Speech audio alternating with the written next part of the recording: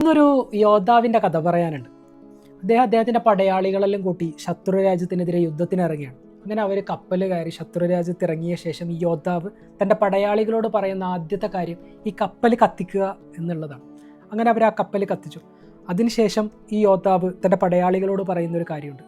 നമ്മൾ വന്ന കപ്പലാണ് നമ്മളെ മുമ്പിൽ ഇങ്ങനെ കത്തി അമർന്ന് തീരുന്നത്.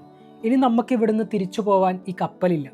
ഇനി ഇവിടുന്ന് നമുക്ക് ജീവനോടെ തിരിച്ചു പോകണമെങ്കിൽ ഒരേ ഒരു വഴിയേ ഉള്ളൂ, അത് നമ്മൾ യുദ്ധം ജയിക്കുക എന്നുള്ളത് മാത്രമാണ്. ഇല്ലെങ്കിൽ ഇവിടെ മരിച്ചു വീഴുക എന്നല്ലാതെ മറ്റൊരു വഴിയില്ല എന്നുള്ളത്. അങ്ങനെ അവർ ആ യുദ്ധം ചെയ്യുകയും അവർ വിജയിക്കുകയും ചെയ്യുന്നുണ്ട്. നമ്മുടെ ജീവിതത്തിൽ നമ്മൾ ഇതിന്ന് പഠിക്കേണ്ട ഒരു പാഠമുണ്ട്. നമ്മുടെ ജീവിതത്തിൽ എവിടെയെങ്കിലുമൊക്കെ എത്തണം, വിജയിക്കണം എന്നുണ്ടെങ്കിൽ നമ്മൾ ആദ്യം ചെയ്യേണ്ട കാര്യം നമ്മളെ കംഫേർട്ട് സോൺ എന്ന കപ്പൽ നമ്മൾ തന്നെ കത്തിച്ച് കളയുക എന്നുള്ളതാണ്.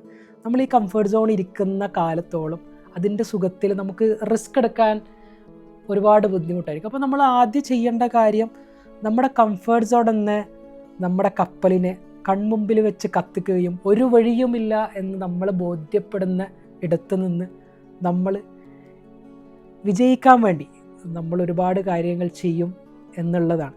അപ്പോൾ thank you so much. Keep smiling by heart, not only by lips.